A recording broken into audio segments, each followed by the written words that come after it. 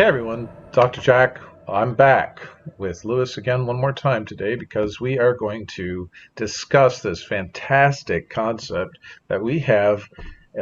Lewis and I have been working on ways to work together and thinking about ways to put his mind and my mind together and our energies and efforts.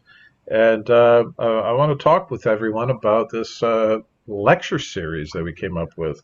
The lecture series is going to be called 24 Talks. And we just brainstormed a little bit here. It's about transparency, being forthright. And Lewis, I wanted you to share your world philosophy on what the world needs right now in terms of accountability and responsibility. Go ahead. So, how this came to pass was in our interactions with another broadcast. We had thought about what's lacking right now. And if you look at the media, if you look at intellectual repositories, even something like NPR or PBS, which is supposed to have very neutral programming that's publicly funded without any bias from advertisers, all of these things are currently unreliable and corrupt, and they've all sold out to whatever the main agenda coordinator entity is or happens to be. So there was an existing model right there for us, and it too is corrupt. And we thought, whoever provides truthful, intellectually sound information is going to be the go-to for anything topic-wise, moving forward here. There is no safe space, if you will, to use a more colloquial terminology from today's times, in today's parlance. So we don't have humility and we don't have accountability. That's really what's lacking. And this is the crux of where the doctor and I came from. We want to form a viable society of critical thought that's honest. And so if you have the need to, and by the way, the name isn't necessarily determined. That's just, we're going to provide a surprise for everybody to participate in regards to the name. And I'll let the doctor give you that. But that notwithstanding, what this will be is it will be a proper forum that is mature and intellectually sound, which allows a topic to be discussed in a digestible 20-minute format where the person who's providing this lecture is going to be subject to complete transparency. So if, for example, we were to take somebody like, let's say Nancy Pelosi, not that this would be a person that's going to be participating in this because she probably has too much political weight, but it would be a known fact that she has a very strong bias. If a person like that were to be allowed to speak and were approved for speaking, their biases would be transparent. They would say, look, I'm a militant Marxist and I'm for socialism, and these are my dispositions when I say these things. The person's going to have to pre-qualify themselves. Wait a minute. Did you just say Pelosi's a socialist? No, I'm just talking in general. If a person comes on to speak, and that's who they are, right? And if you want to use Pelosi in the example, we can do that. I don't mind painting her under that canvas. I would say she's at least fascist. If she had no salary, then we could probably debate that. Well, it's interesting you went to politics because, I'm thinking psychiatry, psychology, immunity, infectious disease, finances, ethical capitalism. The topics will be somewhat subject to up to grabs.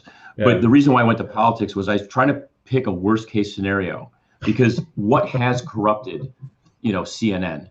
Where are they maligned? It's all politics, right? Or it's money, depending on, what the subject matter is. Let me ask you, what's the difference between politics and money? They're the same thing. Right? There is no difference. I think that they go hand in hand. But the reason why I use that as an example, and specifically Nancy Pelosi, is because that is the hot potato, right? That's the thing, and that's the whole point of what Jack and I are doing. We want to be able to do what has been attempted and failed And the reason why they failed is because once these things get mass, and the example I had used in discussing offline with the doctor was Reddit, right? It used to be a public forum. Granted, it's not the most exciting thing and there's no videos or anything, but it's a lot of people posting things, and it's a mutual community of intellectual exchange.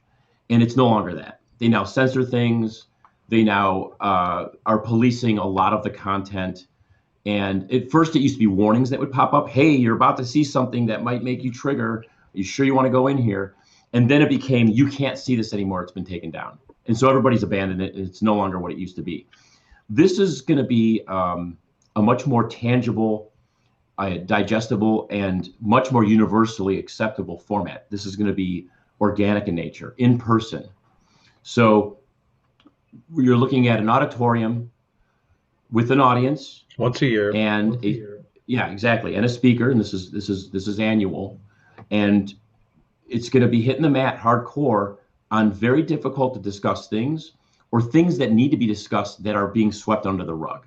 And that's why, like the doctor says about psychology and things like that, one of the most, just taking our current situation with this crisis with COVID, what the disease is and how rampant it is or how deadly it may or may not be, those are all irrelevancies, because there is a psychological aspect to this and even a philosophical aspect to this.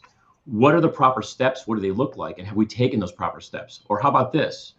And more to his point, the suicide rate is going through the roof in certain states because there's certain people who have been immediately overnight cut off from their generic care, and they don't have that psychologist or psychiatrist to speak to. They don't have access to the medications they used to have access to. And so these suicides are spiking up. Why isn't that being talked about? I've seen very little. I have seen it on social media, but I've seen very little discussing this. So why not wax 20 minutes on that subject alone and do a deep dive into, number one, the systemic cause of our failure, number two, what we could have done right the first time, and number three, what we're going to do moving forward. Yeah, absolutely. So the relationships among, the world as we used to know it versus the world that we're creating now, and people have to see that we are responsible for what comes in the future. The 24 talks in one day works out to 15 minutes. There's the feedback. Can you turn it down on your side? Sorry. 24 talks a day turns out to 8 hours of 3 talks each at 15, 20 minute, with something like that, with a 15-minute break every hour. We talked about, but topics like national security, terrorism, quantum physics, civics, surveillance society, government models, peace modeling, medicine, yeah, all of it. The most important 20 minutes of each speaker's life. That's what we're shooting for. The life-changing talks, 24 in one day, and then they come out, as you suggested, 3 per day until we publish them all. And they're not live. We would do $24, I think, per attendance. So we fill the audience with people that appreciate the fact that these people are coming with all due humility and accountability to bring forward life-changing, world-changing perspective revelations. And the transparency is going to be there. If we're going to review the people, and I guess what we talked about was, let's choose the topics, 24 topics, and then find the speaker. We're not going for celebrity. We're going for high impact, deep thinking minds that, if we run into some joker out there that shows up and they've had a pint or 10, and they're going to tell us how the aliens are trying to emerge from the Pacific Ocean, and that's why they're clearing the planet. Think shit like that. We're not interested in that. What we want to do is we want to bring forward what is missing, a non-agenda driven, objective format where people are reflecting and projecting into the future about the way things could be. And look at what's happened with IPAK. The minute I cut the ties with all funding from for-profit interested entities, I actually have had one for-profit tie with IPAK, and it turned out it was a minor thing. I was going to write a research proposal for somebody with some software, and it turned out to be a disaster. They didn't understand the concept of objectivity. And so I'll never do it again. It was, you know, a minor, small for-profit entity. But the point being, um, let's do this. Let's do 24 talks. And what we're going to do Here's is the we're going to put, bomb. we're going to put out a Facebook post for nominations for the title for this talk series, and then Lewis and I will review them, and then we'll put out a poll so people can vote on it. And The I'm five nominating finalists. 24 talks. It doesn't have to be that. I have no ego, right? Well, actually, I do. I first suggested they I be put called. in I put in Truth Talk. That was Yeah. me. Truth Okay. Talk. And the first thing I said to Lewis was, let's call it Jack Talks. But, you know, That lasted about a minute. yeah, right. He was like, right. This is not an IPAK thing. This is something that Lewis and I are personally doing, independent of IPAK. And It's deliberately segregated as well because we don't want to have the connotation that there's any agenda behind this. right, Truth is the true agenda, yeah, you know. yeah, And as much as it would be very convenient to take the existing mass that Dr. Jack has and start with that, we know we have to start from scratch so that there's no scrutiny here, that anyone can look at this and see that it's a genuine effort to gain intellectual purity. That's really what this is about. yeah, You know, it's a absolutely. cleansing effort. Right.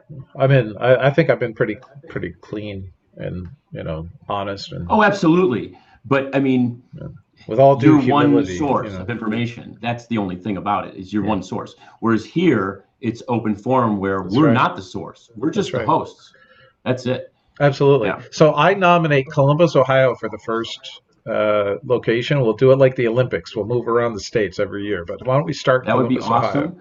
Yeah, And then we haven't quite worked out, this is literally as it's happening, we're broadcasting this. that's right. So we haven't quite worked this out, but there's going to be a vetting process. So to save everybody time of applications, so we don't get inundated with having to filter a bunch of applications, the expectation is this. We present the topic. The topic is derived from, we'll just say, a formula of very intense processing. It's not going to be pig in a poke here when we pick these topics because we only have 24 of them for the whole year. And they're going to be relevant to that year.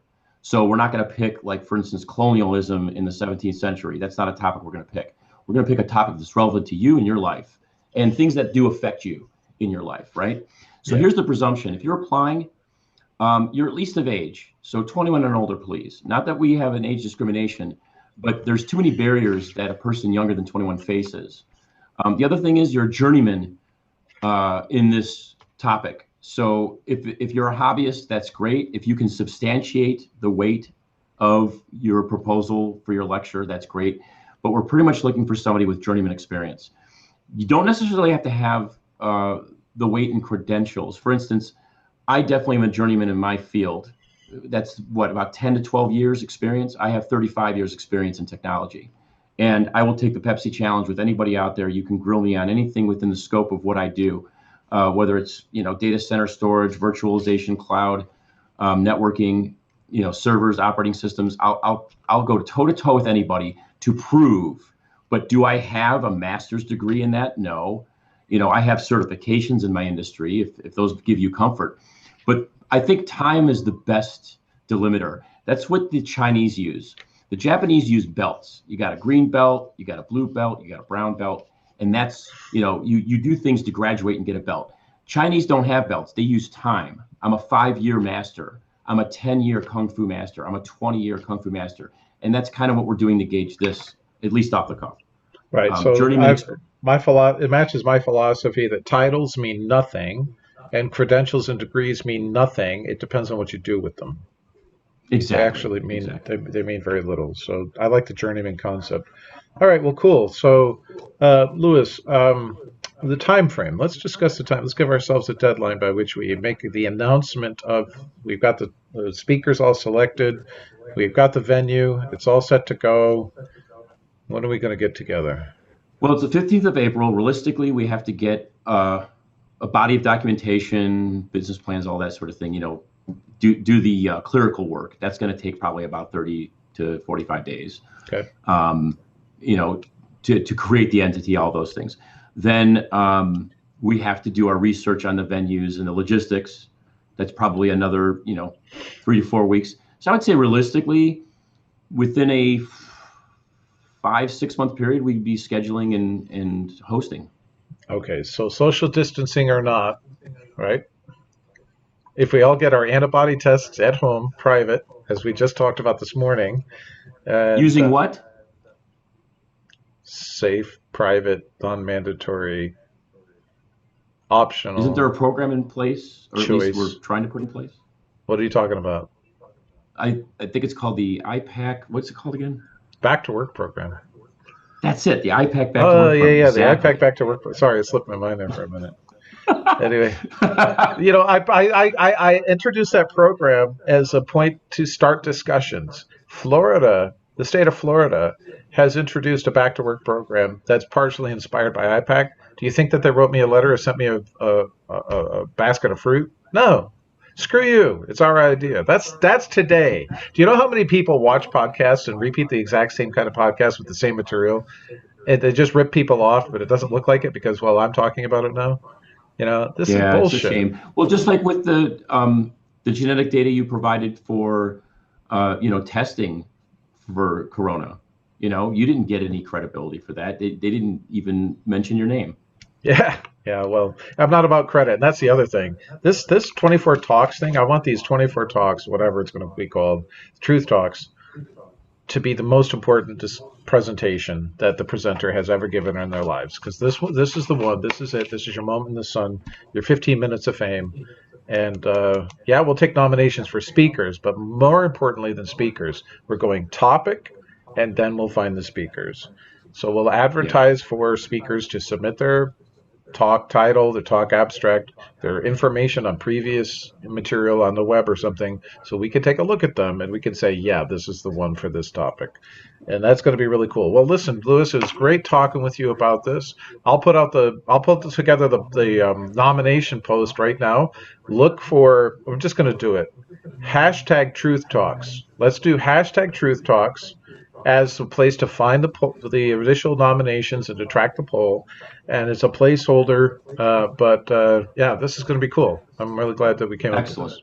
Good idea, man. And just to give everybody, thank you, everybody that's watching this, take 4 minutes off of what you just watched, and that's how long it'll be, because we ran over. We were supposed to try and keep it within 20 minutes. And I was the timekeeper, and I messed up. And Jack on the ball, he got it. So Right on. Listen, Dr. Jack fading out on Unbreaking Science. You guys take it easy.